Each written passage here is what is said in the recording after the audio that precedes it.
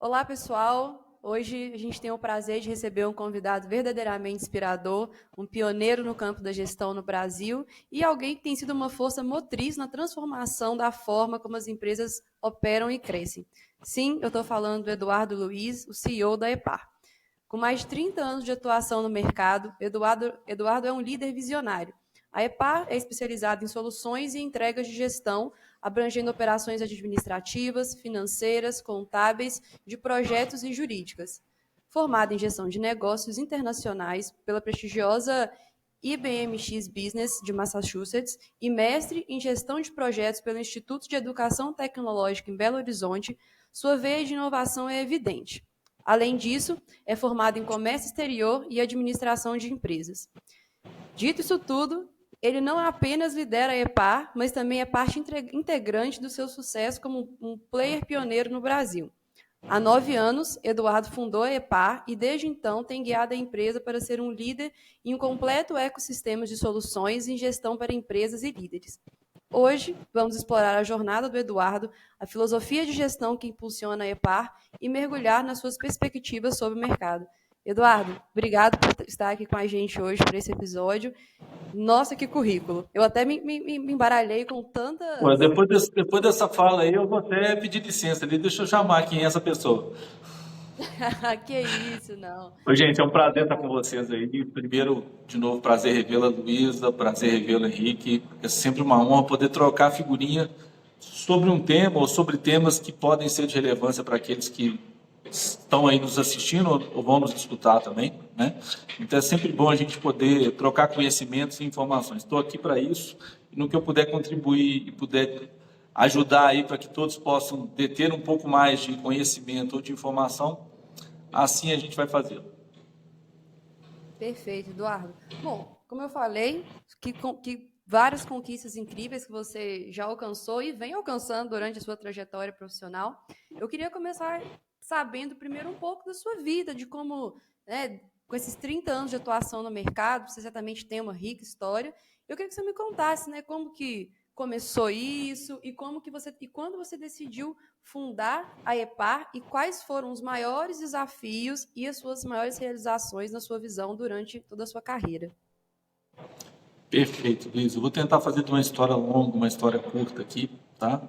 Essa história se confunde basicamente com a minha história de vida, né? Com a minha história da minha família, né? Eu tenho um pai que é um empreendedor serial, a vida inteira foi uma pessoa que empreendeu sempre, né? Em diversas áreas, em diversos segmentos. Então, eu me vi desde os 12 anos de idade já trabalhando na empresa da qual ele atuava, numa distribuidora de bens de consumo.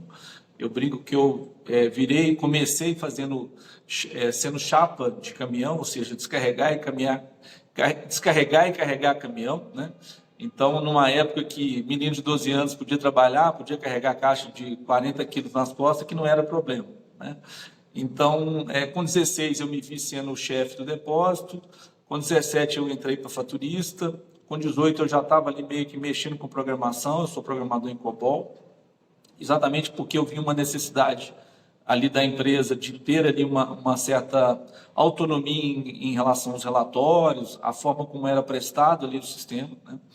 E aos 21 eu já era um diretor de uma faculdade com 1.200 alunos, e em um determinado momento da minha história, eu me vi provocado a construir a minha história, porque no fundo eu era um gestor, sempre fui um gestor, atuei gerindo o negócio da própria família, mas entendi claramente que eu estava naquele momento sendo um tomador de conta, né? Então eu não tinha criado nada, não tinha saído nada ali das minhas mãos. Eu estava ajudando ali uma construção, que era uma construção legítima da minha família, mas tinha ali alguma coisa que me provocava para que eu pudesse validar o meu modelo, ou que eu pudesse ter o meu espaço, né?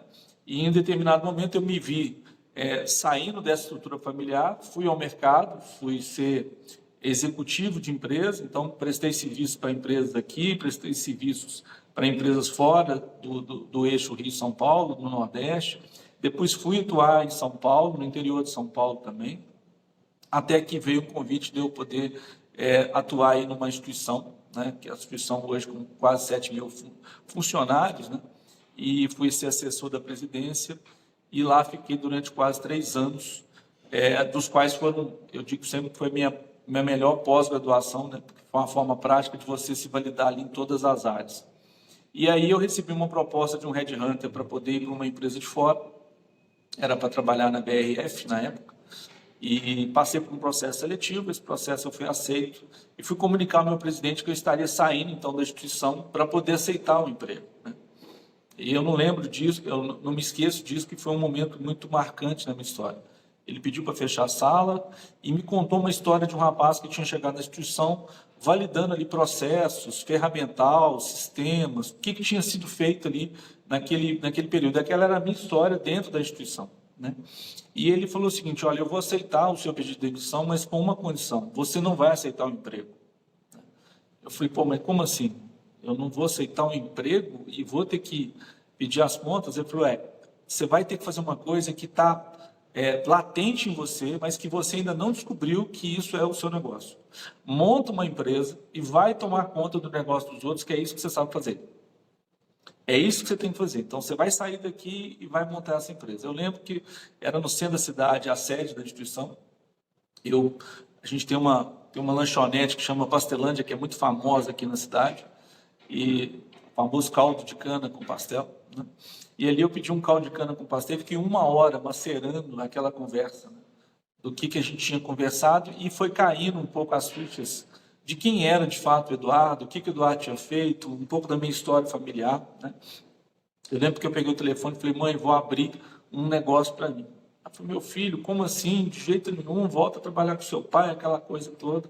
Então, ali naquele dia, naquele pastel com caldo de cana, nasceu a EPAR, nasceu a ideia de montar um negócio para poder fazer a gestão para outras empresas, para outros negócios, para outros projetos, né?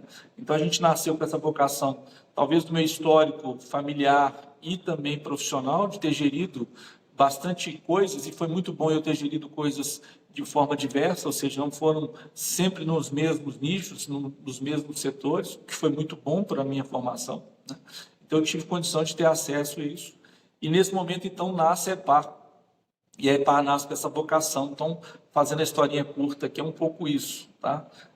A EPAR nasceu dessa vocação que a gente tinha e dessa cutucada da gente ser provocado de abrir o próprio negócio, porque até então eu era sempre o tomador de conta do negócio dos outros. Muito massa a jornada, Eduardo. E a Epar, ela sempre teve o mesmo objetivo, a mesma visão?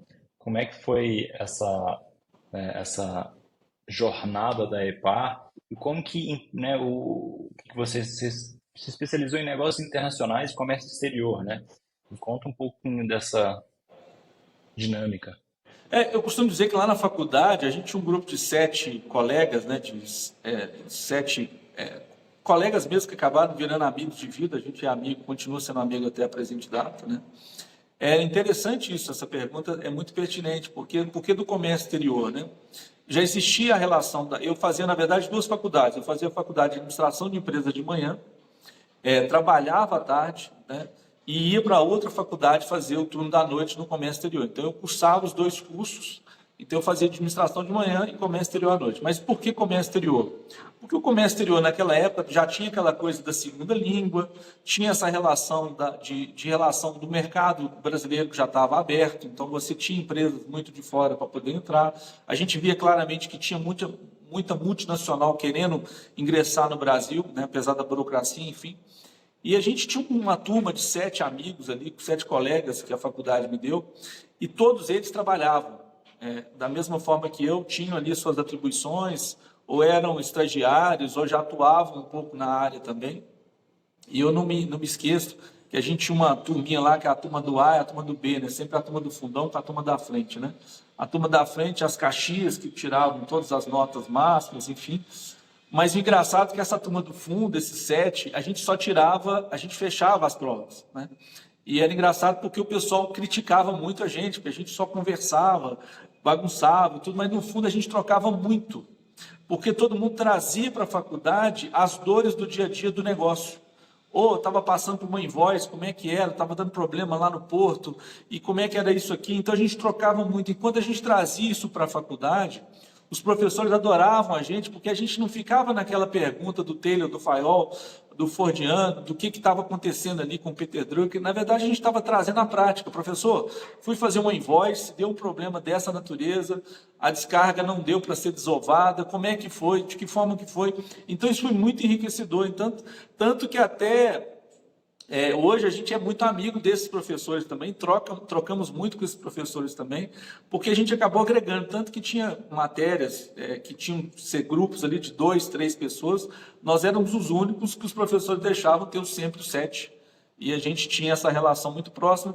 Então, respondendo de forma objetiva, Henrique, foi uma forma que eu entendi de abrir um pouco mais a cabeça do que só fazendo administração, podendo ter uma grade curricular que me desse acesso a matérias que eu, teoricamente, não teria se eu ficasse só na administração, o que foi muito bom, né? O comércio exterior, ele ampliou um pouco esse leque e trouxe também conceitos de fora, principalmente da Ásia, dos Estados Unidos, que foi, na época, case que a gente estudou, então a gente fez incursões também fora da faculdade, foi um curso muito bacana, eu recomendaria o curso, mas, como todo curso, né, eu sempre ouvi um professor falando que a gente ia ser formado e daqui a 6 meses, se a gente não estudasse, a gente ficaria deficiente sobre aquilo que a gente estudou. E é mais ou menos isso. O curso, ele é um fio condutor, né? Ele não é fim, ele é meio. E muitas das vezes a gente confunde, eu vou formar em direito, eu vou formar em administração e está resolvido o meu problema, né? Na verdade, o curso é só um ponto de partida para algum caminho. Ele é um bom referencial, ele é um ótimo livro de cabeceira para que você tenha sempre ali um conceito que você aprendeu e que você vai poder vivenciar na prática. Mas eu sempre falo o seguinte, a prática aliada a essa presunção da teoria, ela é excepcional. E recomendo a todos que, se pudessem, ter essas duas coisas, não só estudar, e não só trabalhar, porque uma coisa sem a outra, ela não é complementar, mas as duas coisas juntas, elas potencializam. Então, o curso de comércio exterior, ele abriu muito o nosso horizonte e tive muito boas trocas ali. Eu achei sensacional essa visão sua, Eduardo, do curso ser só a porta de entrada mesmo para você continuar estudando. Só um pequeno relato, eu lembro que na escola era isso, muitos professores falavam com a gente, assim, gente, entrar na faculdade é muito fácil, até sair dela é fácil, o difícil é você continuar estudando e evoluindo para você ser, tanto você ser um bom profissional no mercado ou você empreender, que foi o seu caso. Então, palavras muito, muito preciosas a sua. O pessoal que está ouvindo a gente pode anotar isso, levar como um mantra de vida. Faculdade é a porta de entrada apenas. E isso também é um retrato de que a gente vê. Tem muitos empreendedores hoje no Brasil e no mundo que às vezes também nem cursaram um ensino superior e são pessoas inteligentes, autodidatas, que procuram conhecimento de outras formas. Então, Tem um sensacional. ponto importante, né, Luísa, que assim, esses empreendedores, eles foram isso tudo, talvez sem deter o conhecimento.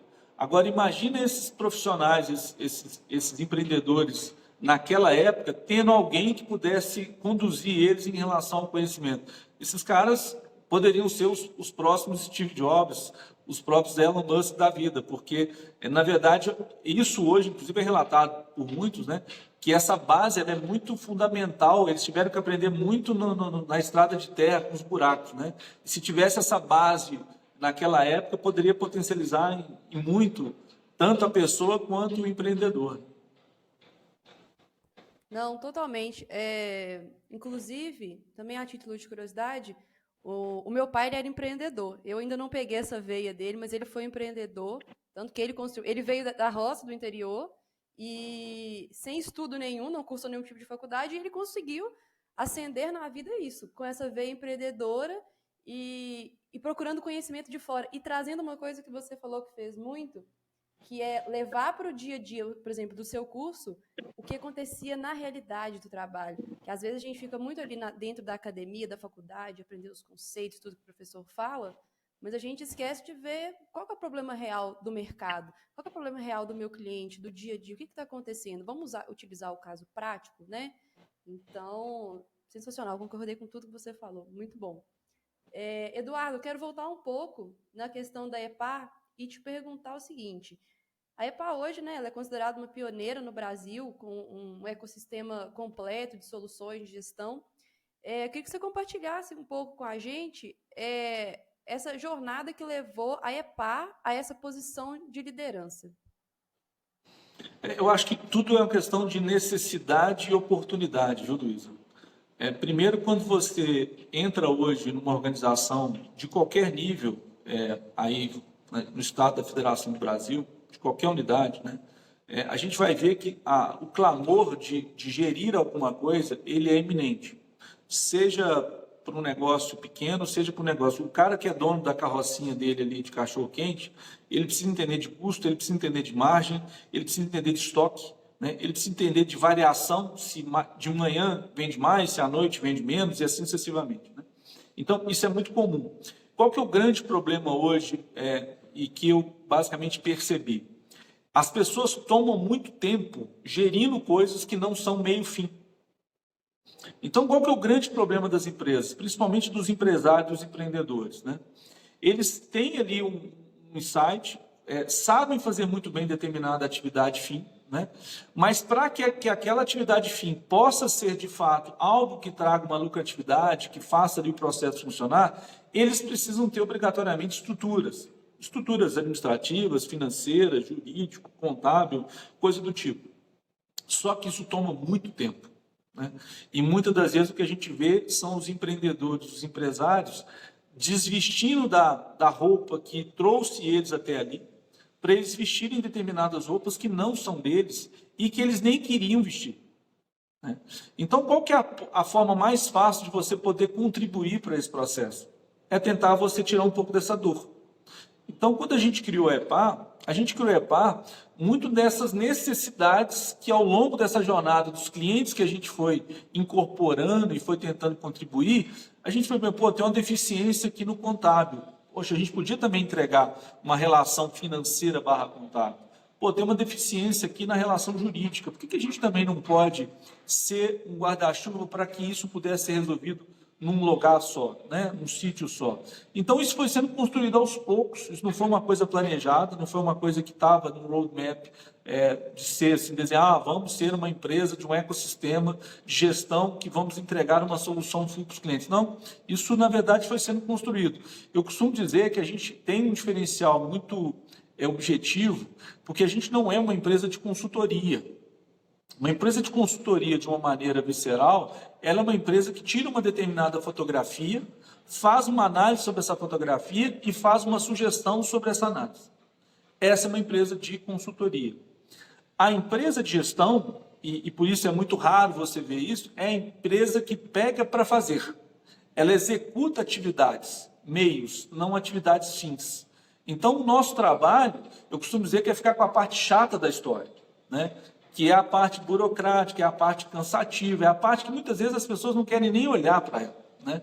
E ali a gente enxergou um oceano azul, porque o Disney fala muito, eu sou um adepto de Disney, ele fala o seguinte: se você for para um lugar onde ninguém vai, né, lá você não vai ter concorrência, né? Então, se você não quer ter concorrência, esteja no lugar onde ninguém está. E por que é muito difícil estar nesse lugar?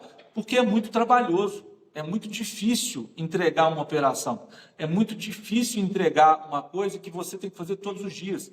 Uma consultoria, você entra, faz o diagnóstico, faz ali a sugestão, entrega lá o book para o cliente, no caso da empresa, e a implementação, na maioria das vezes, não é da consultoria, é do cliente. Só que se esquece de perguntar ao cliente se ele sabe traduzir aquela sugestão, aquela consultoria em ação. E aí é onde entra um pouco a EPAR. A EPAR nasceu com essa vocação da gente ser o braço, da gente ser a perna, e não simplesmente ser alguém ali que está sugestionando para casa ou dando para ele ali um modelo de negócio, um modelo de ação para ser cumprido. Só um pequeno, você falou do Disney aí, eu estou querendo começar essa leitura, eu comprei tem pouco tempo. Aqui na recepção da EPAR, se tiveram a oportunidade de vir aqui, eu tenho todos os livros da Disney, todos os livros que são publicados da Disney estão aqui. Eu sou um adepto também do Claudemir de Oliveira, que é um escritor, é o único biógrafo de Roy Disney, que é uma pessoa que ninguém levou em consideração, porque todo mundo fala de Walt Disney, né? Mas o Walt Disney só é o Walt Disney porque existe um homem chamado Roy Disney. O Walt Disney quebrou 23 vezes. Precisou de ter o Roy Disney para o Walt Disney Company, né, vamos chamar assim, ser o que a gente entende como sendo hoje, que era o administrador, que era o gestor. O Walt Disney era o visionário, era o empreendedor, mas precisou ter alguém ali de gestão para poder transformar aquele sonho numa realidade, que é outra frase, inclusive, de Disney, né? Não basta você sonhar, você precisará de pessoas para poder realizar o seu sonho em realidade.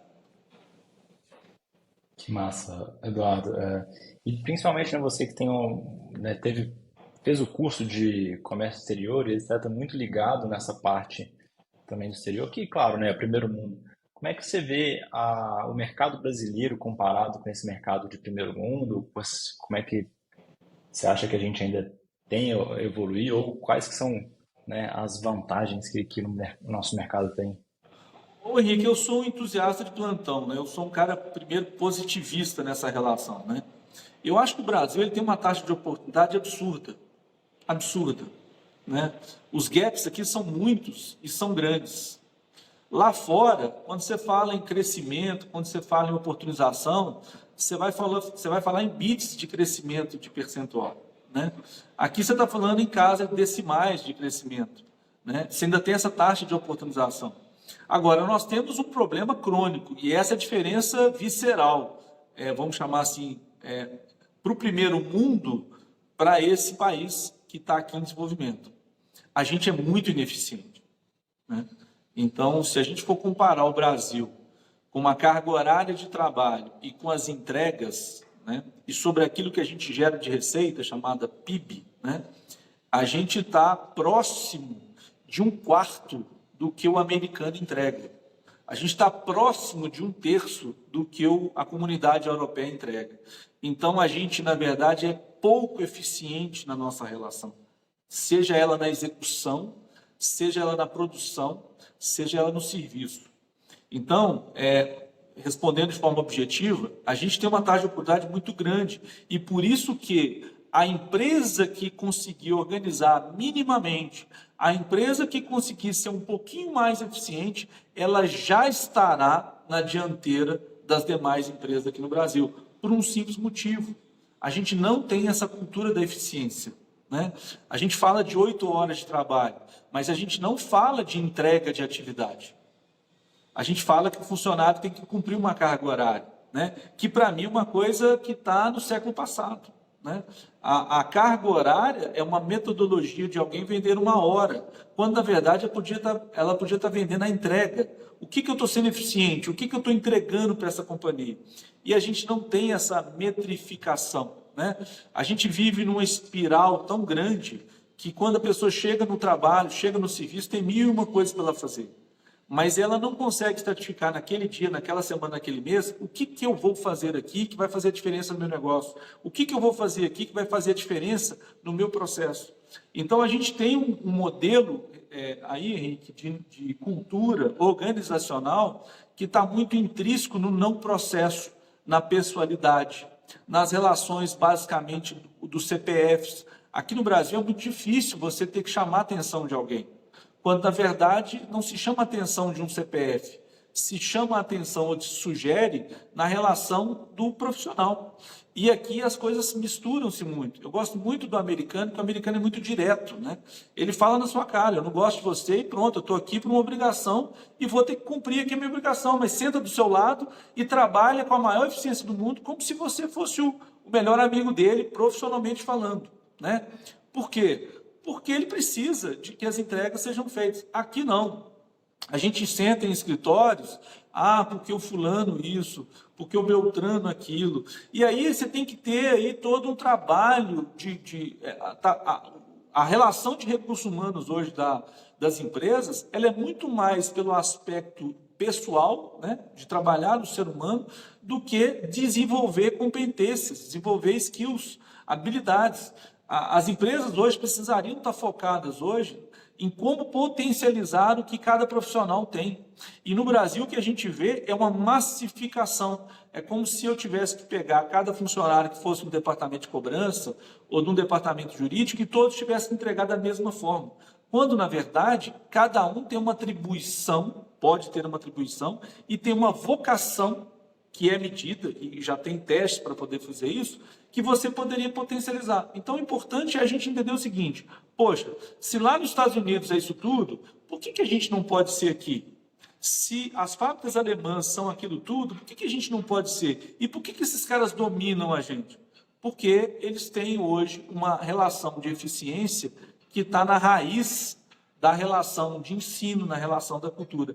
E aqui hoje, o emprego, ele é um meio para eu ter uma fonte de renda. Ele não é um meio para eu poder prosperar, para eu poder empreender, para eu poder fazer novos negócios. Então, enquanto a gente não mudar um pouco essa cultura, né, de eficiência, vai ficar muito difícil a gente poder se comparar lá fora. Mas acredito muito e sou um adepto disso, quanto mais eficientes fomos, quanto mais conseguimos entregar acima da média, a gente vai ter aí uma relação muito melhor do que 95% da população. Tem duas teorias, né? A teoria dos 20 minutos e a teoria das 10 mil horas. Se você quer ser excelente em alguma coisa, comece a fazer 20 minutos todo dia, alguma coisa naquela direção. E se você quer ser o Beatles, se você quer ser o Pelé, comece a praticar até que você consiga ter 10 mil horas de exercício daquela atividade. Coincidentemente, a partir desses gatilhos, você vai ver que você vai performar muito mais.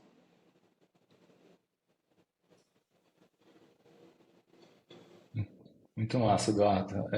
Realmente essa diferenciação, né, mais cultural, né? Isso que você falou, a gente vê isso na prática todo dia, né? Principalmente quem está ligado nesse mundo de negócios, etc., que, poxa, trava. As coisas são travadas por questões, às vezes, que não deveriam nem estar sendo discutidas, né? Ainda é algo que a gente tem que trabalhar, e eu vejo que na Epar aí vocês trabalham muito isso, né?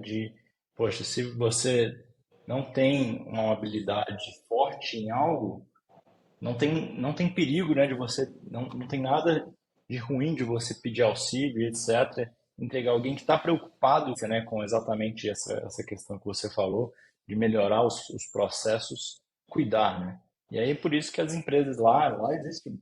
Poxa, consultoria de gestão no primeiro mundo é algo presente nas empresas, assim, de todos os níveis, de pequena, média e grande. Aqui ainda é algo que eu acho que talvez um pouco daquilo que você tinha comentado, né? Às vezes o empreendedor raiz quer ter o controle, quer, né, saber de tudo, etc. E aí você acaba perdendo eficiência, né? Porque senão quantas pessoas você consegue ter, né, dentro da empresa treinando ali 10 mil horas? Então são poucos, né? Então, às vezes, uma empresa que faz isso, realmente você começa a ganhar onde você já tem esse treinamento. Eu acho que tem uma coisa aí que assim, falta muito nas empresas aqui, fala-se muito, né? Você tem um discurso, que é o discurso para todo mundo ver, né? E tem um discurso prático, né? Eu costumo dizer que é o seguinte, uma certificação, ela não pode ser só um quadro na parede, ela tem que ser vivida no dia a dia da organização, né? Qual que é o grande problema aí? A gente não tem uma cultura de treinamento, né? Então, a gente quer exigir do funcionário, a gente quer exigir do colaborador determinadas atribuições, determinadas eficiências, mas a gente também não entrega ferramental para que isso seja feito. Então, não adianta também ficar cobrando que eu estou com problemas 1000 na minha empresa, na minha estrutura, se eu não entrego ferramentas, se eu não entrego meios e principalmente se eu qualifico o profissional. Eu sou muito compelido aqui. O pessoal fala, poxa, Eduardo, mas você treina esse pessoal, o pessoal amanhã vai embora. Gente, se você está treinando esse profissional para ser uma pessoa melhor, ele obrigatoriamente vai te devolver isso na atividade fim dele. E, consequentemente, a empresa vai receber isso como benefício.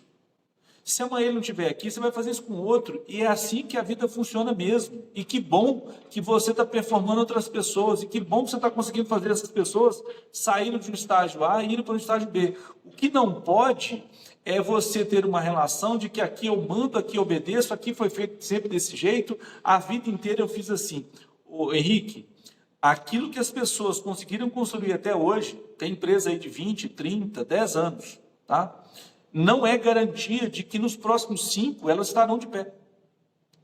E essa coisa, né, de que foi desse jeito, aconteceu, isso foi daquela forma, daquele jeito, porque naquele tempo, naquela temperatura, naquela pressão, aquilo foi possível. A mudança, ela está aí, e nós estamos vivendo uma mudança geracional muito forte. Nós estamos exatamente numa mudança de geração. E as empresas precisam entender que está mudando muita coisa. Não é só mudando a geração, é mudando como é que essa geração nova e como é que essa geração antiga se relacionam. Tem muitas taxas de oportunidades aí, muitas. E as pessoas não estão conseguindo fazer as leituras das latências, né? Então, quando fala, poxa, o pessoal lá deu sorte, aconteceu isso lá. O dinheiro é o mesmo, mas o dinheiro está sempre mudando de mão, né? Em determinados momentos ele está na mão de alguém que entendeu a taxa de oportunidade e aquele outro que não entendendo deixou para o mercado aquela relação. Eu falo muito com as imobiliárias, né? A gente tem aqui um setor imobiliário que a gente atua, você tem aí um crescimento na ordem de quase 70% o número de corretores de imóveis, mais de 50% o número de imobiliárias de 19 para 21. O setor está crescendo aí exponencialmente. E aí você fala assim, poxa, mas e aí, qual que vai ser meu diferencial? Então é o seguinte, aquilo que te trouxe até aqui não é receita do bolo para poder fazer com que você esteja lá. Então a gente tem que tomar muito cuidado com esse discurso, porque o que eu ouço muito assim, minha empresa tem 20 anos, vai ser assim e tal. Cuidado, cuidado.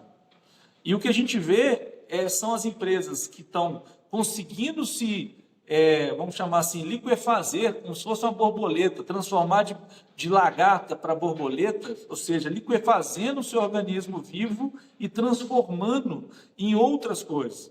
Então, isso demanda tempo, isso demanda investimento, isso demanda vontade, e não é todo mundo que muitas das vezes gosta de fazer isso.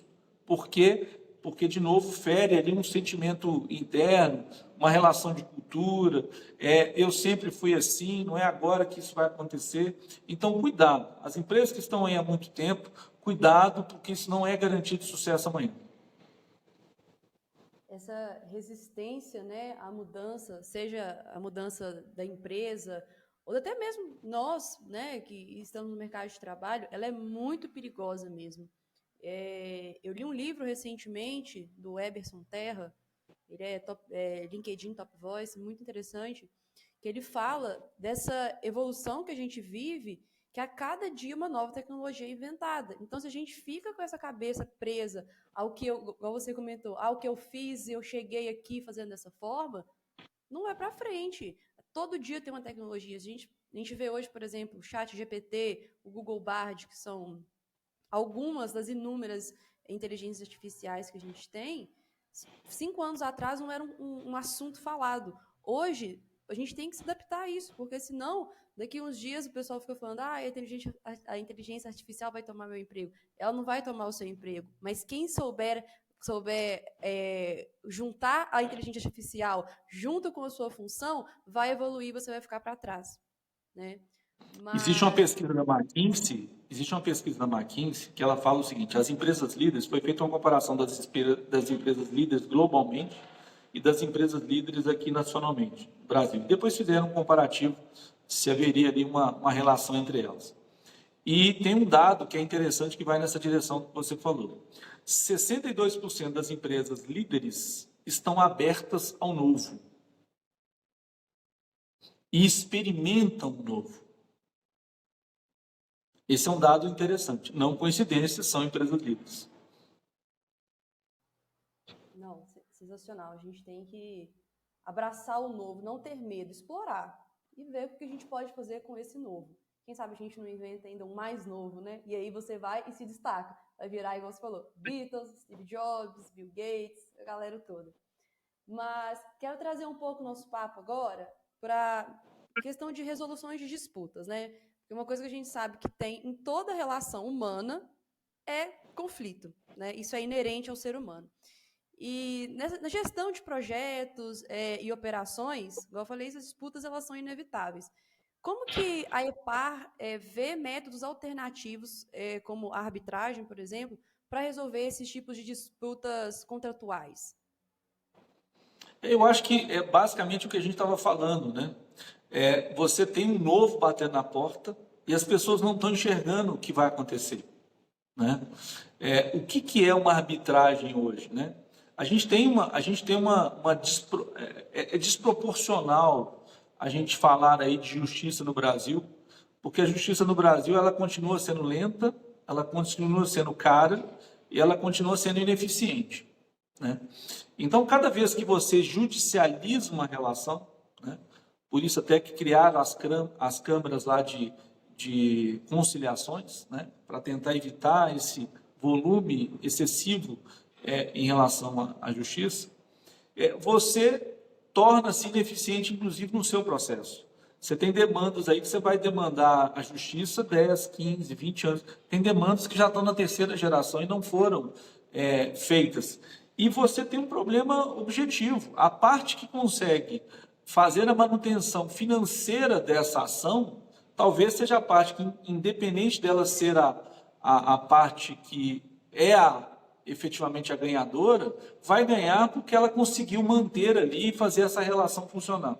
Então, eu acho que nessas relações, hoje a gente tem que estar aberto ao novo, e a arbitragem ela surge como uma oportunização de que maneira for, de que segmento for, de que empresa for, né, para que ela possa entender que hoje você tem soluções que são mais rápidas, mais eficientes, que atendem, inclusive, uma relação de exposição ao mercado, porque vamos lembrar que toda exposição judicial é uma exposição, salvo quando o processo corre para o segredo de justiça, né?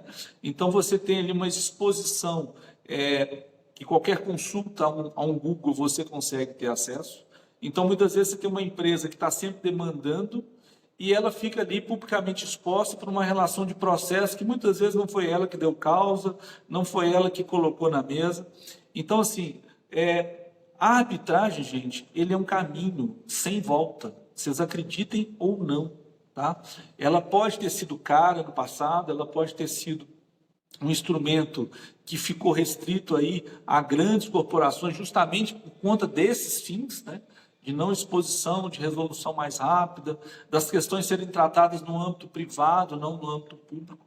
Mas a arbitragem, como todo produto, né? Como todo serviço que é inovador, que traz aí o novo, ele tem também um processo, né? Então, ou seja, ele tem uma curva de aprendizado aí também e de aceitação. Então, hoje a arbitragem eu vejo ela como uma solução muito rápida, muito eficiente, principalmente aqui, trazendo para o nosso mundo aqui, no mercado imobiliário, porque muitas das vezes você tem demandas de retirada de inquilino, você tem demandas de discussões de valores, você tem demandas de renegociações de valores, você tem demandas de inadimplência de valores, que você poderia resolver isso num aspecto de tempo e custo muito mais baixo, e aí as empresas ficam fazendo uma manutenção de estruturas jurídicas pesadas, caras, que se fossem eficientes, poderiam até se justificar. Mas não são. Por quê? Porque cada vara ela tem ali um histórico. Então, você tem uma legislação que o legislador, inclusive, foi falho, porque ele é omisso na maioria das legislações, e se isso acontece, dá margem para que vamos chamar assim, um agente aí da lei, que no caso é o juiz, né, que vai ter que decidir, ele vai decidir de acordo com as convicções que ele tem, muitas das vezes não pautadas em relação até à jurisprudência, que já foram até pacificadas. Então, você fica também refém de uma relação que você não pode se apropriar, porque aquilo é risco iminente, né? Então, você não pode garantir que você vai ganhar, você não pode garantir que você vai perder, e fica gastando energias desnecessárias. Então, para aqueles que não conhecem a arbitragem, para aqueles que acham que a arbitragem é cara, para aqueles que acham que a arbitragem é um instrumento que está muito destinado a organizações maiores, revejam seus conceitos. A arbitragem hoje é uma realidade. A arbitragem está aí para provar para vocês de que existe um nicho inexplorado e que vocês vão ver que, seja através da arbitragem, seja através de outras câmaras de arbitragem, vocês poderão resolver, ter muito mais eficiência nas relações, vamos chamar assim, profissionais de contratos, do que se você entrar na judicialização da relação. Então, eu acho que a arbitragem ela presta um serviço muito relevante à sociedade, na medida em que ela traz a arbitragem, vamos chamar, para a base da pirâmide, né? Então, ou seja, é um custo que as pessoas conseguem pagar, é uma câmara que está focada em um determinado nicho, o que é muito importante, porque você acaba pegando notório saber de conhecimento de causa, porque é diferente de um juiz, que, o juiz da vara civil, para quem não sabe, gente, o juiz da vara civil, ele só não julga vara de família e crime, o resto tudo cai lá, né?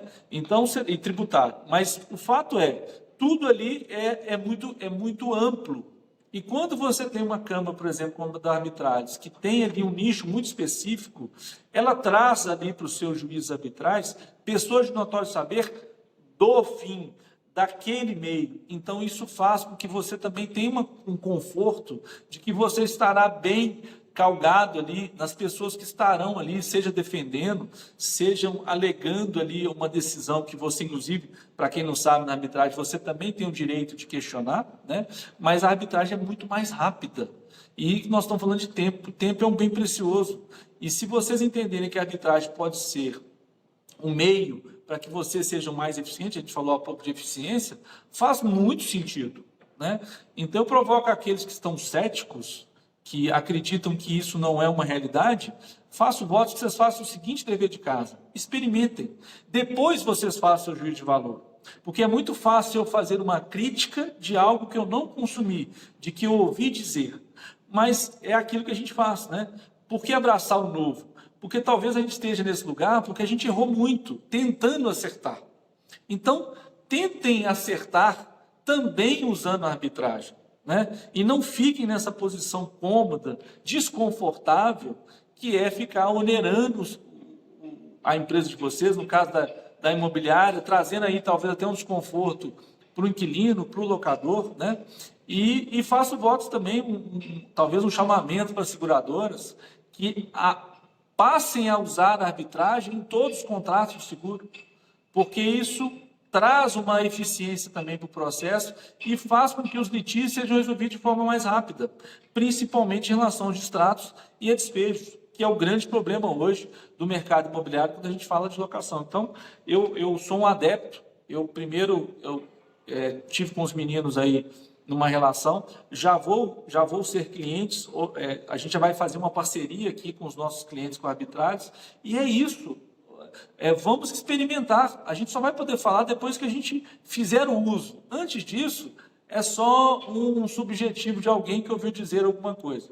E talvez por isso a EPAR continue na dianteira, porque acredita um pouco nas arbitragens da vida. Porque só assim, só você dando voto de confiança, que essas pessoas também podem se desenvolver, podem crescer e somar esforços, ter trocas de esforços para que a gente possa também desenvolver junto. Isso aqui é uma troca, né? A gente vai ajudar mutuamente um ao outro.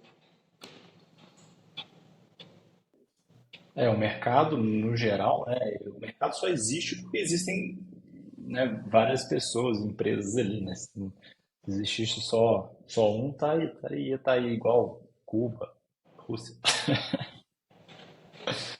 Uma coisa que eu percebi durante várias conversas que eu tive com advogados, gestores de empresas nos últimos tempos, é que a arbitragem ela é vista como um bicho de 7 cabeças.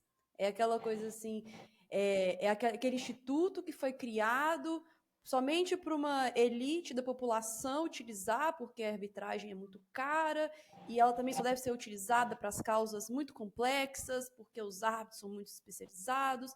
E na verdade não é isso.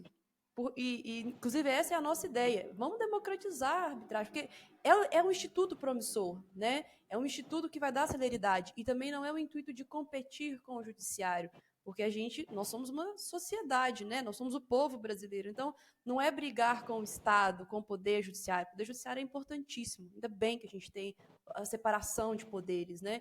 É a gente auxiliar, é tirar dele tanta demanda, porque, na minha visão, nós somos uma sociedade muito judicialista, a gente não sabe conversar, a gente gosta de brigar. Então, Eduardo, se você pisar no meu calo, eu vou te processar. Eu quero destruir a sua vida. A gente tem uma sede de guerra contra o outro, né? O que é péssimo para a gente como sociedade. E então a arbitragem foi colocada nesse patamar de bicho de 7 cabeças, de só grandes empresas utilizam.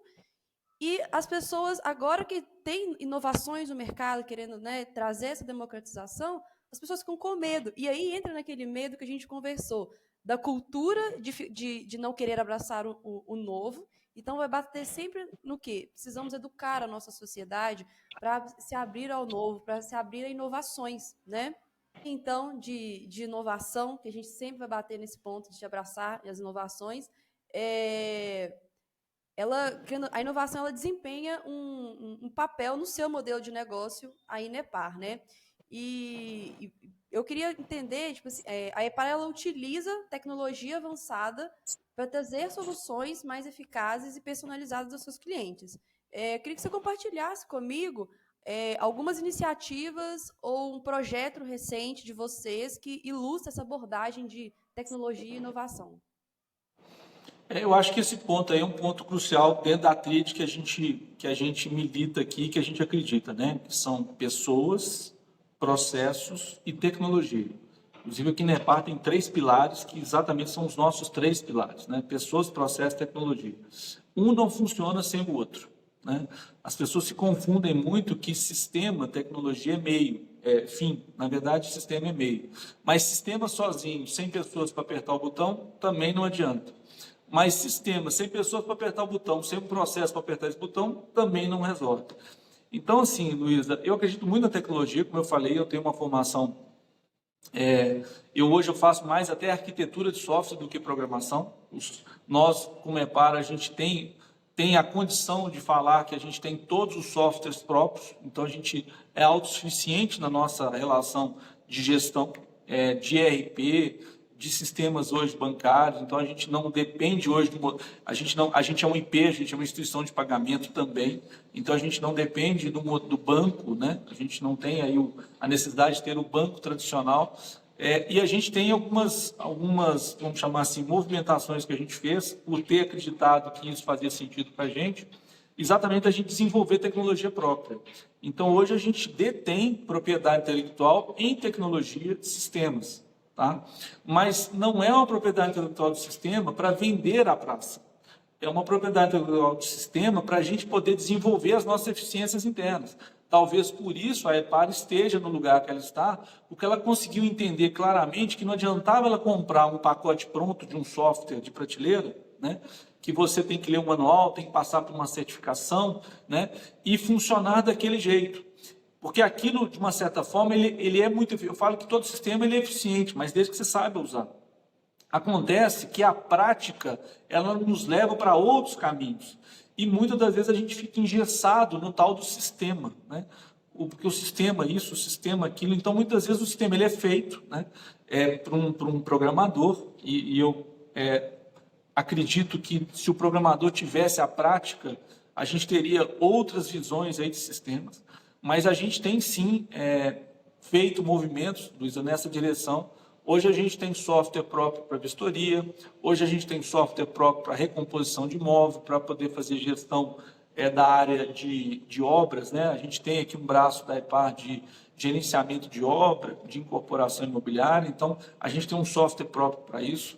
A gente tem um software próprio para gestão dos contratos locatícios. A gente não depende de nenhum software hoje para poder fazer a gestão desses contratos, o que nos dá uma autonomia visceral, porque a gente não fica dependente na vertical de ter ali o sistema A, o sistema B, o sistema C. E vai fazendo com que a gente vai, no dia a dia, performando o próprio sistema de acordo com o processo para que a gente vá gerando essas eficiências. Então, te dou um exemplo. Uma imobiliária hoje, para ela poder fazer uma conciliação bancária, aquelas que fazem, que a maioria a gente vê que não faz, mas aquelas que fazem, por exemplo, uma conciliação bancária, ela gasta 6 processos, né? Ela tem que entrar no banco, tirar um arquivo remessa, importar, fazer download, sair do sistema, entrar no sistema de ERP, que pode ser qualquer um do mercado, importa esse arquivo, depois puxa esse arquivo, aí ele consegue fazer uma conciliação. Isso vai 6 processos, né? E normalmente é gasto ali de 2 até 10 minutos, dependendo dos sistemas que estão envolvidos e dos bancos que estão envolvidos nesse processo, tá? A EPAR consegue fazer isso em menos de 30 segundos, porque a EPAR, o sistema dela de gestão é o mesmo banco, então a gente é totalmente integrado, então eu não preciso apertar 6 botões para poder fazer uma conciliação bancária. Quando eu gero um boleto bancário e esse boleto é pago, a conciliação bancária está feita, né? Então, as pessoas me perguntam, mas tem mágica? Não, não tem mágica, tem trabalho. Nós tivemos que sofrer uma dor crônica para entender como é que a gente poderia fazer aquilo e de que forma isso poderia ser mais eficiente. Então, talvez por isso que as pessoas, inclusive nos contratos, estão começando a enxergar que faz muito mais sentido ter uma EPAR ao lado deles do que eles terem que construir uma EPAR dentro dos negócios deles. Porque isso também é um outro patamar, né? Não adianta chegar alguém agora e falar que vai montar uma câmara habitacional da área do mercado imobiliário, porque vocês já estão, de uma certa forma, num delta tempo muito à frente disso e com curva de aprendizado. Se alguém quiser chegar hoje, vai sofrer, talvez mais do que vocês sofreram, para poder construir isso. Então, o que a gente percebe é o seguinte, imobiliária, para com essa coisa de ficar achando que vocês têm que fazer tudo e vão focar na eficiência de vocês, que é captar, alugar e vender, e ponto. O resto não precisa mais de vocês gastarem energias, tempo, recursos, meios, ferramentas para poder fazer isso. E transformem essas pessoas que, porventura, estejam aí no dia a dia com vocês, que são pessoas que vestem a camisa, em pessoas que performem a sua relação comercial. Por exemplo, na área de locação, captação de imóvel. O mercado de locação de imóvel hoje não falta inquilino, está faltando estoque. As imobiliárias que tiverem estoque vão ganhar o game. Então, a gente tem essa relação justamente, Luísa, para tirar um pouco dessa carga de trabalho do dia a dia. E com isso a gente acaba se transformando um pouco mais eficiente. E aí eu não estou querendo aqui comparar se o A ou o B estão ineficientes, não, em relação a uma régua do que a gente vê. Então, a gente tem conseguido, sim, performar, mas através dessa tríade aí de tecnologia como meio, não como fim, né? Porque o que a gente vê é muita empresa falando assim, eu comprei o sistema tal, meus problemas agora estão todos resolvidos, né? Agora está tudo certo, eu comprei o sistema, vou apertar o botão. E, gente, queria dizer para vocês que isso não é uma verdade.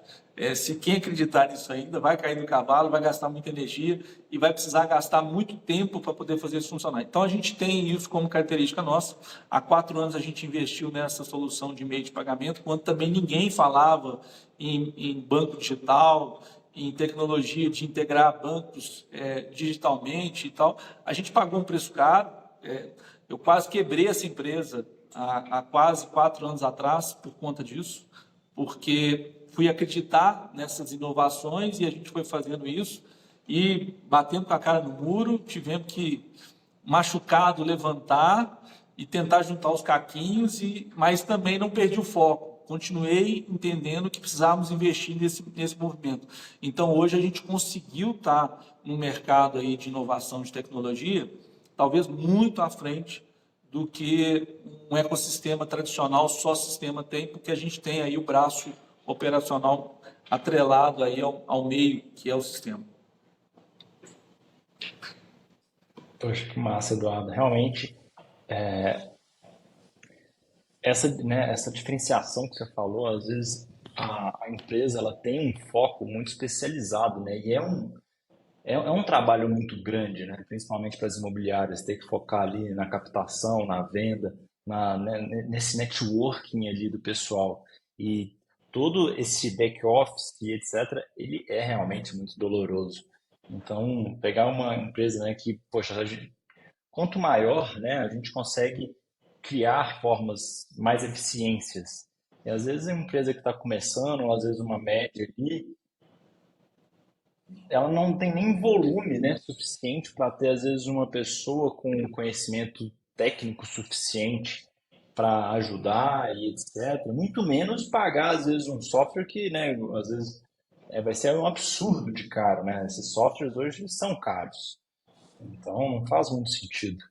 E olhando um pouco para o futuro, Eduardo, como é que você vê a EPAR, né, com tanta inovação, ajudando tantas imobiliárias e, né, realmente crescendo pessoas nesse mercado nacional?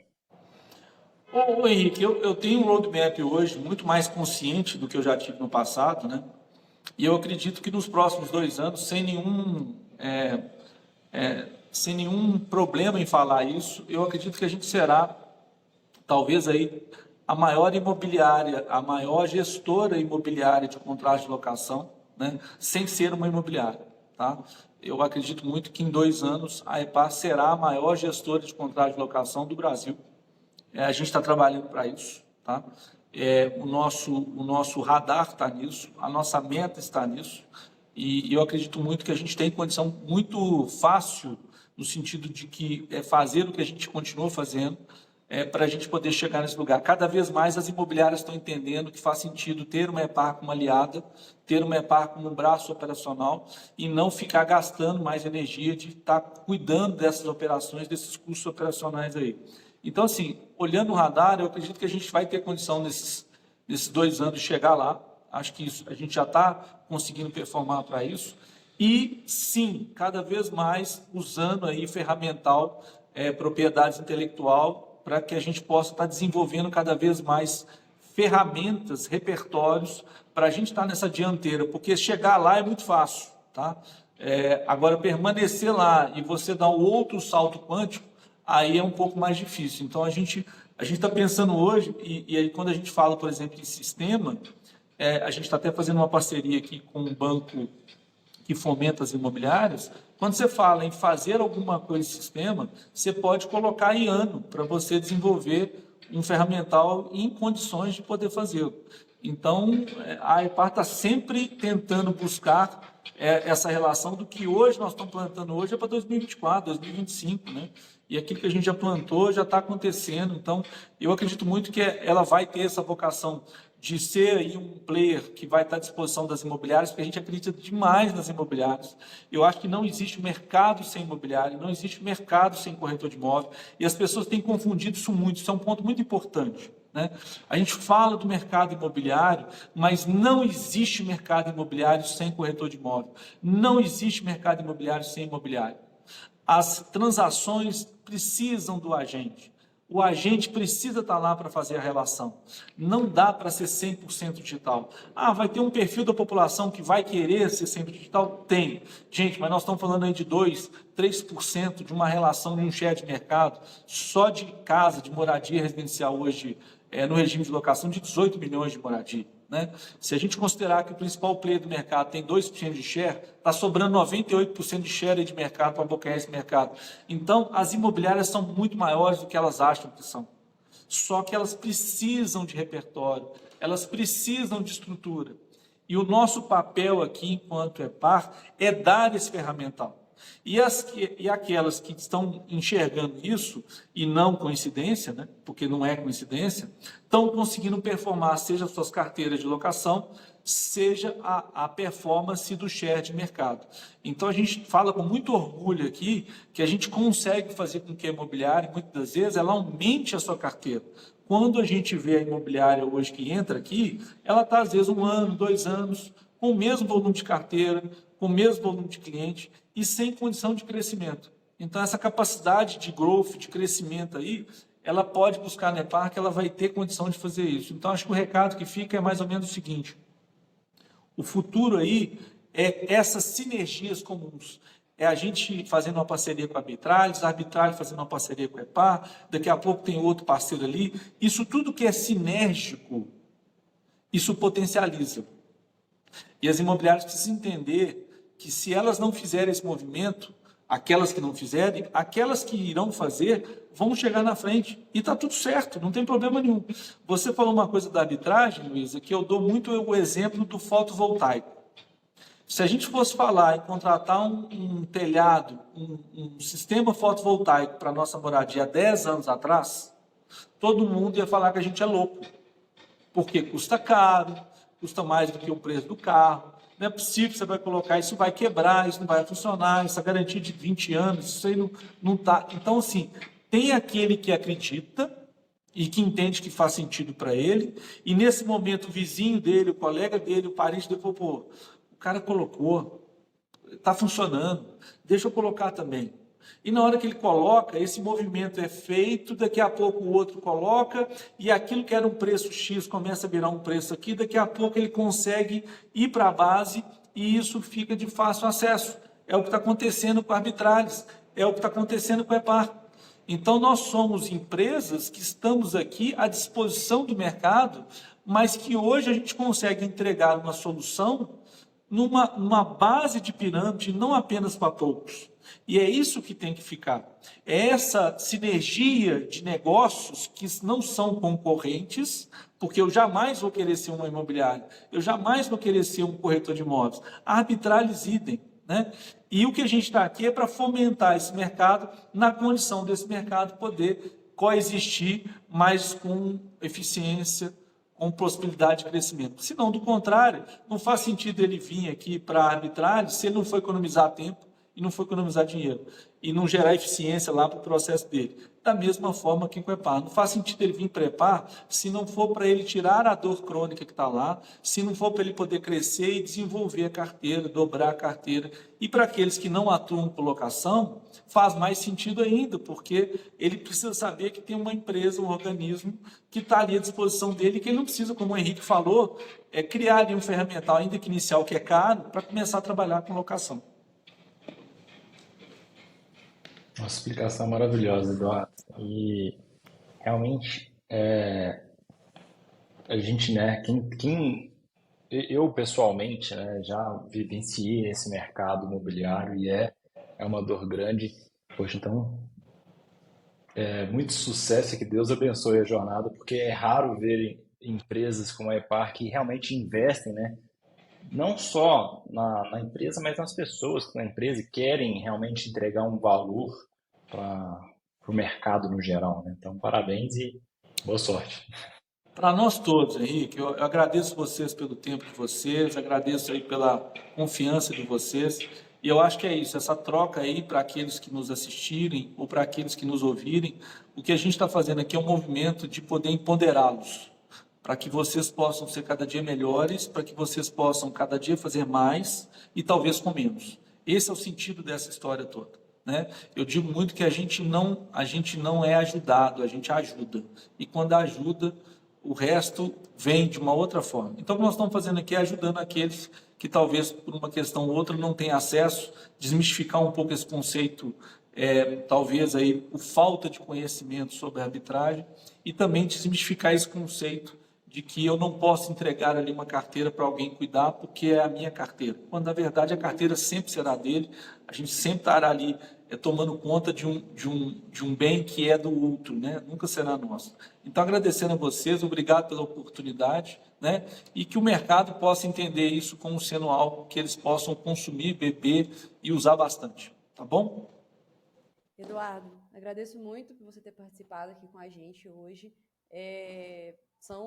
Conversar com você, sair daqui, assim, já sair com vários insights, vários ensinamentos. Espero que quem esteja nos ouvindo também tenha tido essa mesma sensação.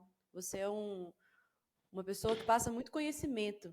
Então, muito obrigado por compartilhar tudo isso com a gente. Pessoalmente, te agradeço isso. E só para finalizar, eu queria só te pedir um conselho para todo mundo, para, né, empreendedores, jovens empreendedores. Qual o conselho final que você deixaria para a gente? Façam. Só isso. Não pensem, façam. A todo momento tem alguém pensando a mesma coisa que você, em qualquer lugar do mundo. Tem um livro chamado Mentes Brilhantes. Grande Magia. Grande Magia. É daquela escritora que fez o livro Comer, Rezar e Amar, né? E eu dou esse exemplo para finalizar. você tem ali um pensamento de que ela começa, inclusive, lendo, ela começa o livro dela, dando só um spoiler das primeiras páginas, falando o seguinte: uma escritora teve uma ideia de fazer um script de um livro, um roteiro de um livro, que se passava na década de 50, que era um americano que vinha para a floresta amazônica para poder fazer a transamazônica, se apaixonou por uma índia e casaram e ficaram felizes para sempre. Essa escritora pegou esse roteiro desse livro, colocou debaixo da gaveta e ali ficou. Um belo dia, essa escritora foi chamada em Londres para poder assistir o lançamento de um livro de uma outra escritora romancista. Qual foi a surpresa dela? O livro se passava na década de 50, de um americano que veio para o Brasil, que foi para a floresta amazônica e se apaixonou por uma índia, loucamente, e ali se apaixonaram e viveram felizes para sempre. Ela levantou na verdade e falou: opa, peraí, esse livro é meu. Fui eu que escrevi esse livro. E a autora falou assim: não, peraí, cadê o seu livro? Ela falou: não, eu não tenho livro, eu tenho o roteiro do livro, está na minha gaveta, na minha escrivania. Ela falou: só tem uma diferença entre nós duas, é que você teve a ideia e não publicou. O meu livro está aqui, está sendo publicado hoje. Então, essa é a diferença, gente. Não dá para a gente ficar discutindo a excelência, o excepcional, aquilo que é perfeito. Não existe perfeito. Não tem fórmula pronta. Está tudo em construção. Então, para os jovens, saiam da cadeira do computador, saiam dos jogos. A internet está aí para que vocês possam fazer acesso a conhecimento. Nunca teve tão fácil o conhecimento e nunca teve tão barato o conhecimento. Para você, empresário, para você, empresária, saia dessa cadeira de que tudo é desse jeito e que tudo vai ser assim. Isso não existe mais. E para você, funcionário, para você, colaborador, que de uma certa forma entende que o seu salário no final do mês é a melhor coisa do mundo, doce ilusão. Comece a entender que você precisa agir na sua empresa como se dono fosse. Porque se amanhã você quiser ser dono de alguma coisa, ali é o seu teste. Ali é o seu estágio, ali é a forma que você tem para poder dar o seu melhor. Então, portanto, façam. Não fiquem no discurso. Depois do discurso, eu tive essa ideia, esse cara está fazendo isso, mas eu já pensei nisso. Mas foi você que implementou? Foi você que fez? Né? Quantos não tiveram a ideia de fazer uma cama arbitral no segmento do mercado imobiliário? Talvez alguns, mas só Arbitralis conseguiu colocar isso a cabo. Talvez alguns tiveram a ideia de fazer a gestão de contratos imobiliários, de locação, mas talvez só a EPAR teve essa condição de colocar isso. Então, gente, façam, não fiquem esperando. O ótimo é inimigo do bom. É no erro, na tentativa, é que você vai se colocar à prova. Saiam da zona de conforto, se coloquem num lugar que te tire da zona de conforto. Só assim vocês poderão ser profissionais, pessoas e empresas melhores. Se deem esse direito. Como diria a Nike, just do it, né? Exatamente. Então é isso. Eduardo, muitíssimo obrigado. Henrique também, muito obrigado por me auxiliar nessa maravilhosa e riquíssima entrevista. E obrigado a todo mundo que ouviu a gente aqui também hoje. Maravilha, gente. Obrigado. Muito obrigado. Foi um prazer. E boa noite. Tchau, tchau.